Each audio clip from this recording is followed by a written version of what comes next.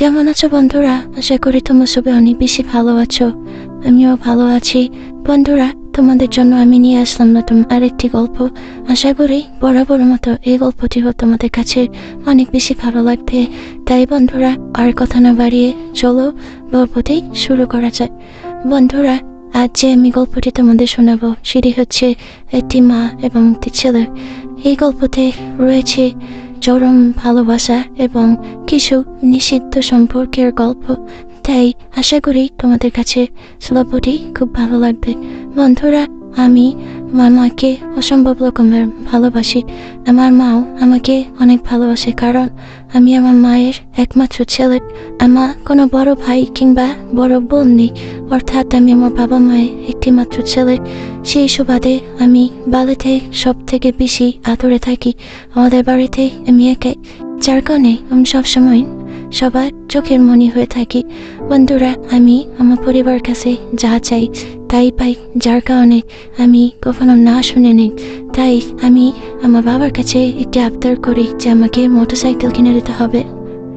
আমার বাবা আমার এই আবদার নাকচ করে দেয়, যার কারণে আমি আমার আম্মুর কাছে বলি, আম্মু তুমি বাবাকে বোঝাও যাতে সে আমাকে একটি মোটরসাইকেল কিনে দেয়। আম্মু বলল, আচ্ছা ঠিক আছে, আমি তো বাবাকে বোঝাবো। এই বলে সে বাবাকে বোঝালো, কিন্তু বাবা তো নাচলবান্ধায় রাজি হবে না।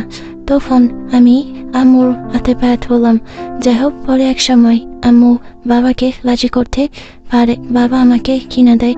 তো আমার একটি গার্লফ্রেন্ড ছিল, আমি বাইকে নিয়ে আমার গার্লফ্রেন্ডের সঙ্গে ঘুরে বেড়াতাম। একদিন আমার আম্মা বাসায় না থাকায় আমি আমার গার্লফ্রেন্ডকে বাসায় নিয়ে আসি অনেক কিছু করবার জন্য।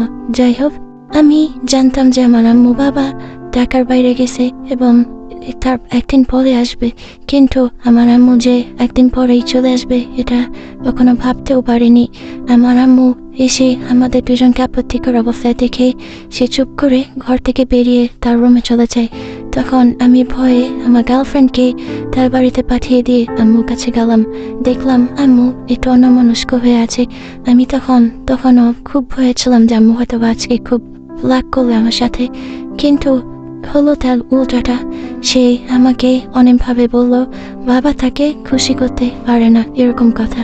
তখন আম্মু বলল তার সঙ্গেও সেগুলোই করতে যেগুলো কিনা আমি আমার গার্লফ্রেন্ডের সঙ্গে করেছি।